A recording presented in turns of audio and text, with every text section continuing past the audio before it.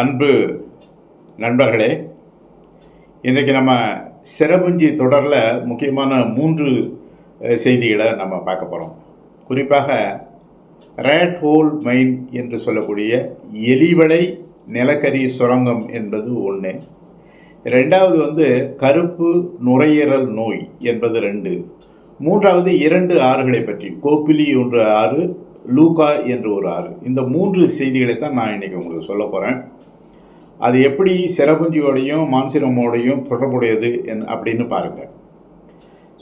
அதாவது சிரபுஞ்சி மான்சிராமில் நீங்கள் போனீங்கன்னா தடுக்கி விழுந்தால் ஒன்று நிலக்கரி சுரங்கமாக இருக்கும், இல்லைன்னா சுண்ணாம்பு சுரங்கமாக இருக்கும்னு சொல்கிறாங்க.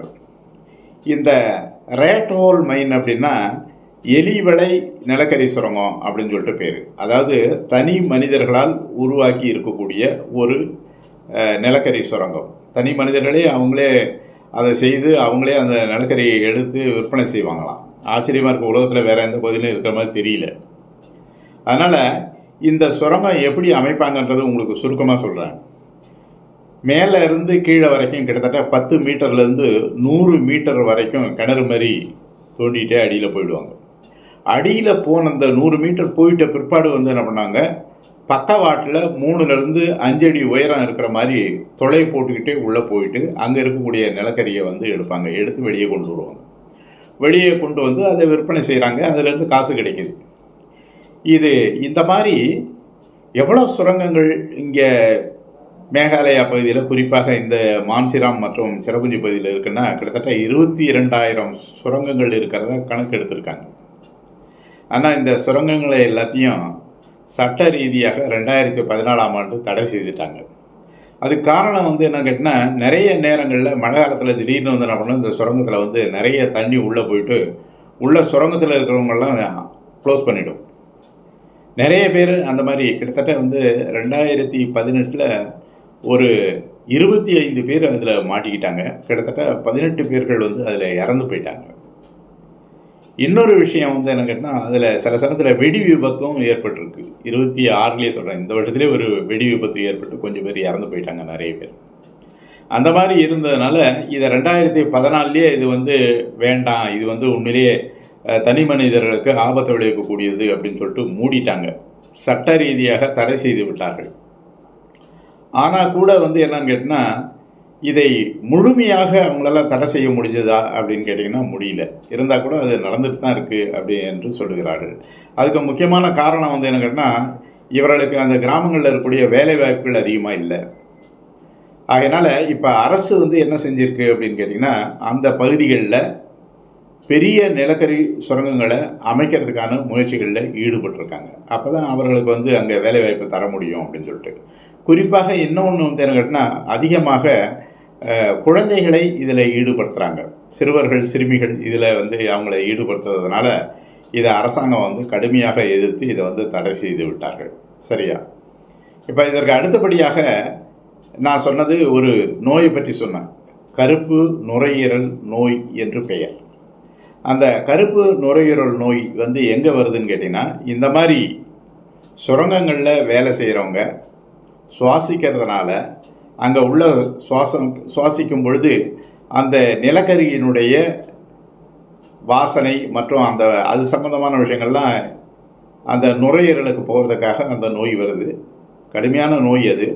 அந்த நோய்க்கு எந்த விதமான அந்த நோய்க்கு எந்த மருந்தும் கிடையாதுன்றாங்க. அந்த நோயை தடுக்கிறதுக்கு அந்த இடத்துல மறுபடியும் போய் வேலை செய்யாமல் இருக்கலாமே தவிர அந்த நோயை குணப்படுத்துவதற்கு எந்த விதமான மருந்தும் கிடையாது, சிகிச்சையும் கிடையாதுன்னு சொல்கிறாங்க. இளம் வயசுலேயே அந்த நோய் வர்றதா சொல்கிறாங்க. அதனால் இந்த நோய் இந்த பகுதியில் மட்டும்தான் இருக்குது. நிலக்கரி சுரங்கங்களில் வேலை செய்யக்கூடியவர்களுக்கு மட்டும் வரக்கூடிய ஒரு நோய் இது. இந்த நோயை தொழில்நுட்ப ரீதியாக அதனுடைய பேர் சிலிகோசிஸ் என்று சொல்லுகிறார்கள். அப்படி இல்லைன்னா நிமோகோனியோசிஸ் அப்படின்னு சொல்லிட்டு 2 பெயர்கள் இந்த நோய்க்கு சொல்கிறாங்க. ஆனால் தமிழில் நம்ம புரிஞ்சுக்கிட்டா போதும். தமிழில் இது கருப்பு நுரையீரல் நோய் என்று சொல்லுகிறார்கள். அதனால் இது 2வது செய்தி. 3வது செய்தி என்னன்னு கேட்டிங்கன்னா, 2 ஆறுகளை சொன்னேன். ஒரு ஆறு பேர் கோப்பிலி என்று பெயர். இன்னொரு ஆறுடைய பெயர் லூகா என்று பெயர். இந்த கோப்பிலி ஆறு வந்து மிக நீளமான ஒரு ஆறு, கிட்டத்தட்ட 256 கிலோமீட்டர் ஓடக்கூடிய ஒரு ஆறு. அது இந்த பகுதியில் வந்து இந்த மலையில் உற்பத்தியாகி நேராக வந்து என்ன பண்ணுது, அது அடுத்த மாநிலம் அஸ்ஸாம் மாநிலத்துக்கு போய் அங்கே இருக்கக்கூடிய பிரம்மபுத்திரா நதியோட வந்து இது வந்து சேருது. அதனால் இது பிரம்மபுத்திரா நதியோடைய ஒரு துணை ஆறு. இன்னொரு ஆறு வந்து லூக்கா ஆறு. இந்த லூக்கா ஆறு பார்த்திங்கன்னா சின்ன ஆறு, கிட்டத்தட்ட 10லேருந்து ஒரு 20 கிலோமீட்டர் ஓடக்கூடிய ஒரு ஆறு. அங்கே அதாவது வங்காள தேசத்தில் சுர்மா என்று ஒரு ஆறு இருக்குது. அந்த ஆற்றினுடைய துணை ஆறு இது. இதில் ஓடி அதில் கலந்துட்டுது. இந்த ஆறை நம்ம ஏன் இதை பற்றி பேசுகிறோம் அப்படின்னு சொன்னிங்கன்னா, நம்ம நிலக்கரி சுரங்கத்தோடு சம்மந்தப்பட்ட ஒரு ஆறு. நிலக்கரி சுரங்கத்தோடு இருக்கக்கூடிய கழிவு நீர் இந்த ஆறுகளோடு சேருது. இந்த ஆறுகளோடு சேரும்போது என்ன ஆகுது அப்படின்னு கேட்டால், இந்த தண்ணி ஃபுல்லாக அப்படியே ஒரு மஞ்சள் நிறமாக மாறிடுது. ரெண்டாவது ஆறுன்னு நான் சொன்னேன் இல்லைங்களா, லூக்கா ஆறு. அந்த லூக்கா ஆறு வந்து நீல நிறமாக அந்த தண்ணி மாறிடுது. அதுக்கு முக்கியமான காரணம் வந்து என்ன கேட்டால், இந்த நிலக்கரி சுரங்கங்களுடைய கழிவு நீர் அதில் சேர்றதுனால தான். அதனால் அதை ப்ளூ ரிவர் அப்படின்னு கூட ஆங்கிலத்தில் சொல்கிறாங்க. இதில் என்ன நடக்குது அப்படின்னு பார்ப்போம். நிலக்கரி சுரங்கத்திலேருந்து வரக்கூடிய கழிவு நீர் இதில் சேர்றதுனால நிலக்கரியில் இருக்கக்கூடிய சல்ஃபர் கந்தகம் இருக்குது இல்லையா, அந்த கந்தகம் இந்த தண்ணியோடு சேருது. ஒன்று தண்ணி, அதுக்கு பிறகு இதில் இருக்கக்கூடிய ஆக்சிஜன் கொஞ்சம் சேரும்போது, இதை மூணும் சேரும்போது அது வந்து என்ன ஆகுது அப்படின்னு கேட்டால் கந்தக அமிலமாக மாறுகிறது. சல்ஃபியூரிக் ஆசிட் சொல்லுவாங்கள்ல, அந்த மாதிரி அமிலமாக மாறுது. அப்போ அந்த அமிலமாக மாறும்போது வந்து என்ன ஆகுது அப்படின்னு கேட்டால், அந்த தண்ணீரை குடிக்க முடியாது, சமையலுக்கு பயன்படுத்த முடியாது, குடிக்கிறதுக்கு பயன்படுத்த முடியாது. இன்னொன்று வந்து என்ன கேட்டால், அதில் இருக்கக்கூடிய உயிரினங்கள், மீனோ அல்லது மற்ற உயிரினங்கள் எதுவுமே உயிரோடு இருக்க முடியாது. இப்போ அந்த மாதிரி ஒரு நிலையில் இருக்கக்கூடிய 2 ஆறுகளுக்கு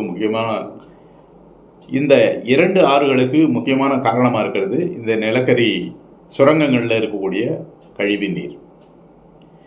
இன்னொரு விஷயம் நீங்கள் கேட்கலாம், இந்த 2 ஆறுகள் தான் இந்த நிலக்கரி சுரங்கத்தினால பாதிக்கப்பட்ட ஆறுகளா அப்படின்னா, ஏகப்பட்ட ஆறுகள் சொல்கிறாங்க. கிட்டத்தட்ட ஒரு 25லேருந்து 30 ஆறுகள் இந்த மாதிரி நிலக்கரி சுரங்கத்தினால பாதிக்கப்பட்ட ஆறுகள் என்று சொல்கிறார்கள். இன்னொரு விஷயம் வந்து என்னன்னா, நம்ம சொன்னோம் இல்லையா, செரபுஞ்சி மற்றும் மான்சிராமில் இவ்வளோ மழை பெய்யுது, அவ்வளோ மழை பெய்தும் அங்கே வந்து தண்ணி பஞ்சம் இருக்குது அப்படின்னா முக்கியமான காரணம் அங்கே இருக்கக்கூடிய ஓடைகள் மற்றும் இந்த மாதிரி ஆறுகள் எல்லாமே வந்து இந்த நிலக்கரி சுரங்கங்கள் மற்றும் அந்த சுண்ணாம்பு சுரங்கங்கள் இருக்குது இல்லையா, அதிலிருந்த கழிவு நீரை வந்து இந்த ஆற்றுல வந்து சேர்றதான் முக்கியமான காரணம்.